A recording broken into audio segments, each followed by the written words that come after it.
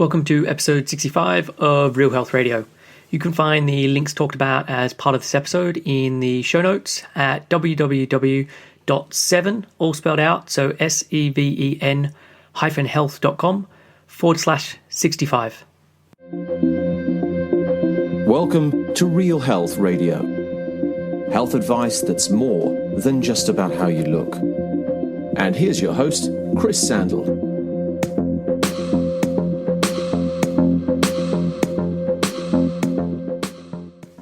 Hey everyone, and welcome back to another installment of Real Health Radio. It's another solo one with me, and this is actually part 2 of the series that I'm doing on stress. Each of these episodes is self-contained, so you don't have to have listened to the last one or the first one for this to be relevant, but I do suggest checking it out, and I'll link to it in the show notes as with other things in the show notes, but you can find that episode at www.7-health.com/62. So in that first episode, it was about the early history of stress research and then how the stress response works in the body, focusing a lot on the autonomic nervous system. And I also covered about the stress response and how it links into blood sugar and energy regulation. Today's episode is going to be a lot more of a personal one as I talk about my recent experience with stress. And as I'll go through in a bit, stress has been a big part of the last year for me. So I'm going to go through some of the events that have happened, and then I want to focus on how this has then played out for me in terms of my health. So how it's affected me, what I've gone through, and things that I've then learned through this process. And look, we are all individuals, and what I'm going to go through and explain are things that have happened to me. It could be very different for someone else. I just wanted to use this as a way of talking about certain ideas, and maybe there are certain things that you can resonate with and maybe you can't. So I said at the beginning that this is a series on stress, and I plan to do a third episode looking at the hormones involved in the stress process and how these different hormones affect different things. But honestly, I know that that is going to be a pretty involved episode. There's a lot that I want to cover as part of it. So I don't know when I'm going to put that episode out. It's probably going to be a little while. I'm also aware that there are probably people listening to my podcast who don't really care about stress so much. So I don't want to just cover this topic non-stop for a long time, and would rather break it up a bit. The final thing I just want to say with that is that if you do have any questions or comments, then feel free to either email me or leave a comment in the show notes below the episode. My email address is info@7, so SEVEN health.com. Any questions that you have about stress, I can then hopefully cover in the remaining episode. Or if there are lots of questions that then throw up info that I hadn't planned on covering, I can then do another episode to deal with it. So let me then just start by running through a number of things that have happened over the last 12 months that have been particularly stressful. And these are not the only things that have happened, but these are the things that I'm okay with sharing and talking about. So last November, my girlfriend Ali had an ectopic pregnancy and had to be rushed to hospital for an emergency surgery. And this is something that I've written about and mentioned before, but it was actually something that took a really long time to get over. So even in the March and in the April time, it was something that we were still dealing with. Then between the January and the March time, so very early in the year, I did an overeating experiment. And again, this is something that I have gone through before. I actually created a very detailed 2-hour plus podcast all about it. And if you're interested in listening to it, you can go to the show notes, which is /40. And again, I'll put all the links in the show notes for this episode. And this experiment, it probably took more of a toll on my body than I first thought it did. And despite the fact that I barely put on any weight, even though I ate an extra 35,000 calories and the little bit of weight that I did put on came off pretty easy, the force feeding that I put myself through just wasn't great for my body. And one of the things that started to happen, and I don't think I actually mentioned this in the previous podcast episode, was that I started to get pain in my big toe for a couple of months afterwards. And while I never went and got it checked out and it eventually went away, it was most probably gout.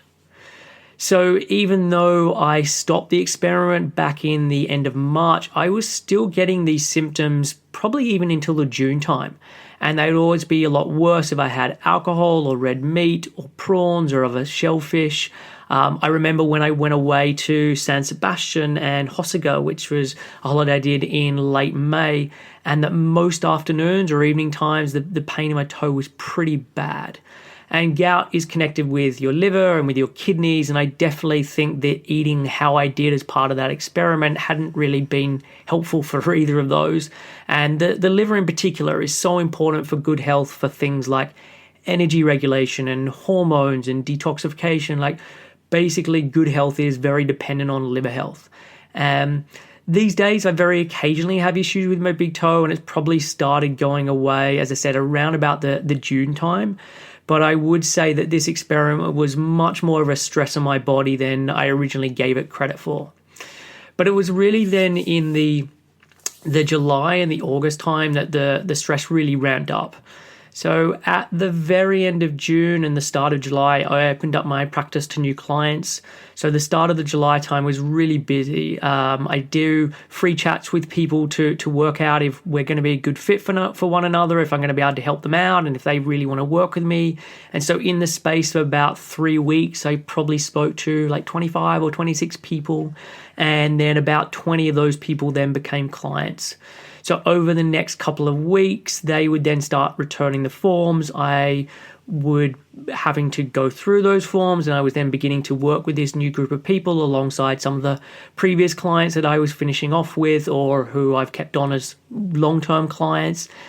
And this is always just such a busy time because, as I said, there's so much information people are returning to me. I'm then having a much higher volume of emails in the beginning because I'm answering lots of questions and just getting people settled in and bedded in and understanding what we're working on to start with and why certain things are coming up. And I was thinking about this recently, and I probably, if I'm to tally things up, I probably average about a 50-hour work week. Sometimes it's a little less, sometimes it's a bit more. And when I'm starting with new clients, this is a time when it can really ramp up. And normally this is pretty straightforward. And I'm happy for work to become my focus for a while, and that's totally fine. But unfortunately, things weren't quite so smooth this time around. And in the midst of taking on new clients, we found out that Ali was pregnant. And it was quite convoluted, and it wasn't just a normal pee on a stick and it shows she was pregnant. There was, I'm not going to go into it. But anyway, we were both very excited to find out she was pregnant. And unfortunately, shortly after, she had a miscarriage. And so, as you can imagine, we were both very upset about this. And so was just trying to find the space to deal with that situation while starting with new clients. And it was quite a challenge. But really, this was just the start of things. So Ali works for a music company as an executive assistant.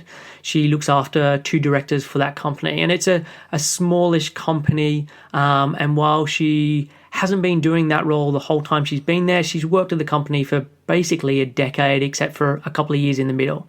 So the company is kind of like her family, and the 2 directors are very much like father figures to her. In August time, one of them went to the doctor because he had been feeling not so well. He'd been on holiday. He'd spent most of the holiday in bed, unable to eat, not great at all. And after a week of this, he was just getting worse. And so he chartered a plane and came home. And he went to the doctor and was diagnosed with liver cancer. The next day, they did some further tests, and the prognosis wasn't great. And they said that he was untreatable and he'd probably had a couple of months. 4 days later, he slipped into a coma, and then 4 days after that, he passed away. So as you can imagine, this was a huge shock and completely devastating for Ali. I tried to support her as best I could, but with stuff like this, it just feels often very hopeless. And I was just so upset for her and just trying to do the best that I could. And as I mentioned earlier on, I'm normally working pretty long hours during this time when I'm taking on new clients and starting with new clients. But there would be days where I'd then be taking time off to help with certain things, or there'd be evenings where I'd normally be spending working, or I'd be spending time with Ali. And managing a 50-hour week in 5 days is one thing. Trying to do it when you're doing it in 4 days or 3 days becomes pretty tough. And I'd have many days where I'd be getting up at 4:30 in the morning or 5 o'clock in the morning and starting to work, and I'd then finish up at 10 o'clock at night. And you can do this for a week, maybe a couple of weeks, for the odd day, something like that, but trying to do this consistently and it really starts to catch up with you, and it definitely did for me. So we had the funeral a couple of weeks later, and Ali was working really long hours trying to sort things out for the funeral, now working for the solo director and like dealing with everything that was going on with the company and all of that. So like a really tough time, both work-wise and then emotionally. And then at the start of September, tragedy struck again. Ali's mum lives on a tiny little island in Orkney, so the Orkney Isles. These are tiny little islands above Scotland. And her mum's partner was on a boat in the North Sea when it capsized, and he was pulled ashore, but he was never resuscitated and passed away. So this was literally like 3 or 4 weeks after her boss had passed away. So Ali dropped everything and went to be with her mum. And as I said, she lives on this tiny little Orkney Island in Scotland. Takes 3 planes to get there, 16 hours. I mean, you could add a couple more hours and she could be in Australia. So she was up there for about a week, maybe a little longer or a little shorter. I can't remember exactly. And she was supporting her and trying to sort stuff out with that. And all of this, and just... as I said, Ali's then dealing with this, is also trying to deal with her stuff going on with the company that she's working for at this time, and I'm trying to be supportive to her as much as I can, and this is obviously much tougher on her than it is on me. These things are directing her or impacting her much more directly than on me, but I'm trying to be as supportive for her during that time as well. And so she then got back from Orkney, maybe a week later, week and a half later, 2 weeks later, something along those lines. Probably would have been somewhere around about the middle of September. I had to take our dog Roxy to the vet. So she had a lump that had grown under one of her teats, and I'd spoken to the vet. I'd actually taken her to the vet maybe a couple of weeks beforehand, and he said that they could remove it and then they would send it off for further investigation to find out what it was. So she had the operation, and the operation went fine, and she came out and that was all good, and they'd done a blood test before she went in, and they commented that her blood test showed that she was a bit anemic and that they wanted to wait until the biopsy results came back before making any recommendations. So a couple of days later, we get a call from the vet to say that the test results have come back and we need to book in for an appointment to have a chat with them. That unfortunately the results showed that the lump was cancerous and quite an aggressive type. So the person delivering the news unfortunately didn't have all of the details, but we were told we would find out more when we came in to see the vet. And this call actually happened on a Friday, and so the next slot they had was to then book us in on a Monday. So we had a pretty worrying weekend and not knowing what was going to happen. I work from home. I do all my consults and everything from home, and I spend every day with Rox and go for a walk with her a number of times a day. We've had her for 5 years. So it was very, very upsetting and was definitely on my mind for most of the weekend. But come Monday, we actually got some fairly good news. So the cancerous lump that they had removed had healthy cells the whole way around it. So the part that they removed, they said that they got it all out. They reran some blood tests, and they showed that she was now no longer anemic. And the vet said that we should be bringing her back in for some regular checks and to check some of her lymph glands. But currently she was all fine. So that then brings us up to the end of September time, and thankfully since then things have settled down fairly well. We've more recently had some fairly poor news again, but it's very early stages with this, and I'm not going to go into it, but hopefully from what I've shared it gives you a bit of a picture of being a fairly full-on time in terms of stress. So with all that as background, I just want to then talk about how that has played out for me and what I've noticed in terms of my experience. So one of the biggest issues is is to do with sleep. And I'm someone who normally sleeps really well. It takes me about, 10 minutes or so to fall asleep, and then I'm out and I sleep very soundly. I wake maybe a couple times in the night to roll over, but then I'm just instantly back into sleep. So these tiny wakes in the night are just part of me coming out of one sleep cycle and going to the next, and don't impact on my quality of sleep, and I sleep really well. we also have the perfect house for sleep. I live in the country in a little cottage that is well away from main roads. Our driveway is like a mile long. So there's no noise from cars or anything like that. If there is going to be noise outside a cottage, it's going to be like a horse or an owl or some wind. So all very natural sounds. And because we're so far removed, there's no street lights, there's no outside light shining into the house. So when we turn off the lights in our room or in the house, it's like being in a cave. So over the summer, yes, the sun will rise early, but when we go to bed, it is pitch black and it's completely quiet, and it's really just a perfect environment to sleep in. But over this time, my sleep really started to be affected, and I'd find that I was waking more in the nighttime, and I'd start to be thinking about things once I was awake. I might be awake for 20 minutes or half an hour before getting back to sleep. I'd also find that I was just a bit more restless. I didn't feel like the quality of sleep was as good as it normally was or normally is. I started to have more episodes of like urinating in the night, and this is something that never happens for me. Like maybe if I've ever had a heavy night of alcohol, it can happen, but outside of this, I never normally wake up in the night to urinate. But I started to need to urinate every night, and this was something that went on for probably about a month, maybe more. And I've previously done a podcast before on urination, so if you want to check it out, you can. It's www.7-health.com/56. In the night, you release a hormone that prevents urination. So this suppresses the urge to go so you can make it through until morning time. But stress hormones can then interfere with the release of this other hormone, and in a sense, they can override it. So often when I'm working with clients, nighttime urination, it's an issue. It's one of those things I find is quite common as an issue for people. And when this is happening, I'll always be looking at different parts of their life to see where the stress could be coming from that is impacting on this. And often this stress is coming from undereating, or at least with the clients that I work with. So they're not eating enough to compensate for everything that they are doing during that day, or for everything that their body has been through over the last however many years. And so then they have trouble getting asleep or staying asleep, and often will have urination in the night, if not every night, a lot of the time. And what I find is once I can get them to be eating more, this often goes away or gets a lot better. For me, the lack of eating wasn't my issue. So during this time, my eating habits remained roughly the same. There would be some days where I'd have less, or I'd have longer stretches without any food because I was working. But this wasn't so much of a regular occurrence. Because I work from home, it's very easy for me to go downstairs and to prepare food in my kitchen. And so I'm very good with eating, and I was very much on top of that. So for me, the nighttime urination was because of the mental emotional side of stress, the psychological side of stress that I was dealing with, and there was no real amount of food that I could eat during the day that was going to change any of that.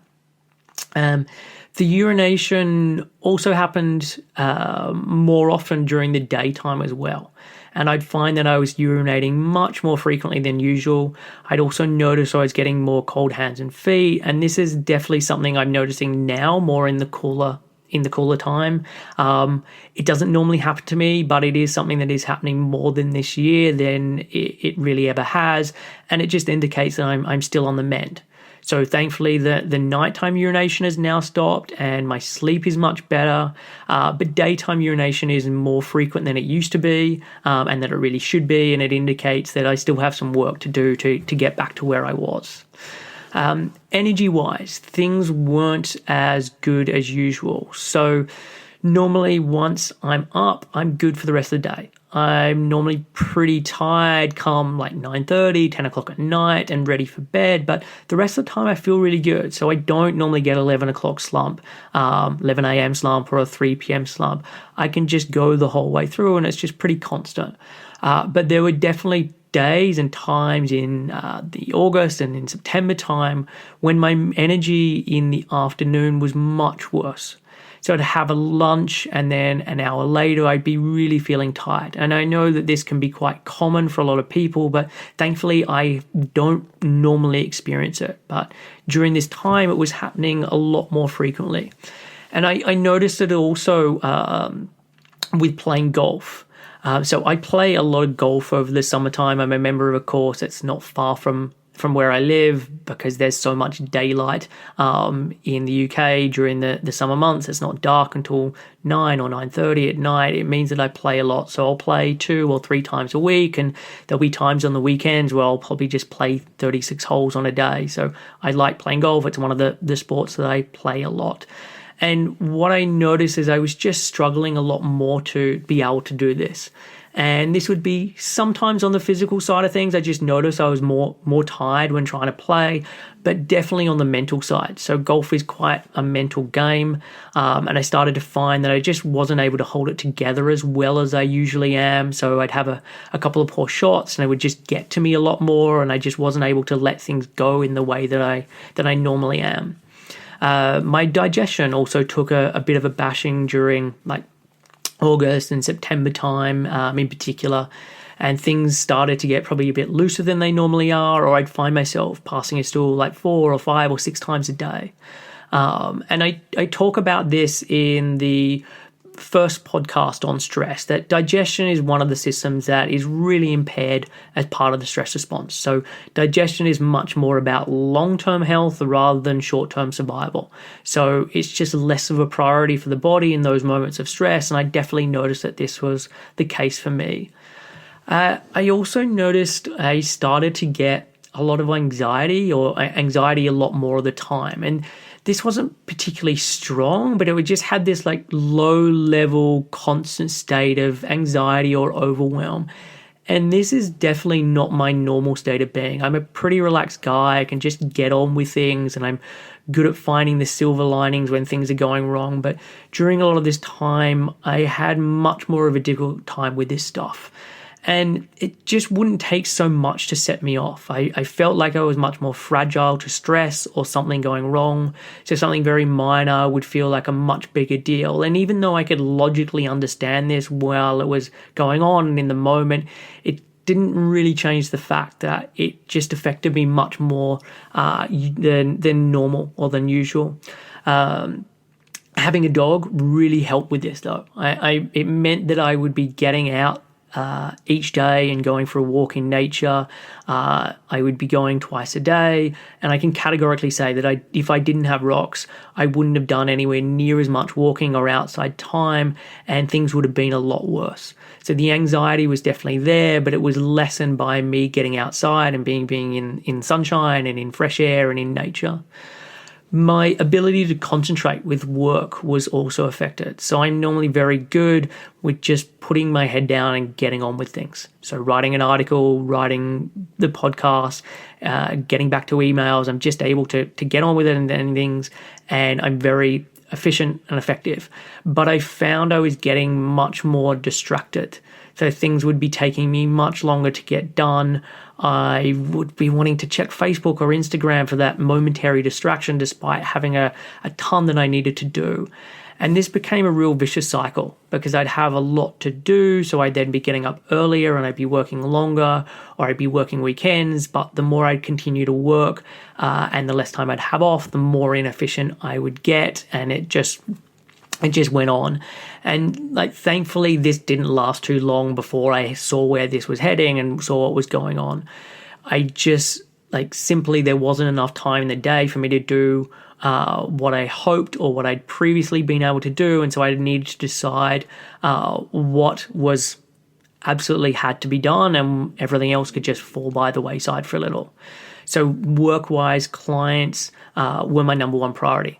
They were paying me, and so whatever really happened with my time, they had to be the ones who were getting the attention. And when I was chatting with clients, I was fine. I'm very good at switching on and being in those moments. It's more the writing and the staying focused with that side of thing that I struggle with more.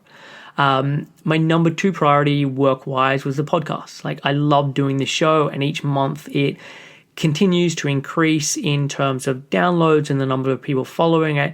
And so I still made sure that this would happen every week. And then that was kind of it in terms of things that must happen. So everything else would just have to wait. So during this time, the amount of articles I wrote really diminished. I normally do an article for my blog every week and then a couple of articles each month for other sites. But recently I've written nothing for any other sites, and I probably do a blog post every 2 weeks on average for my own site.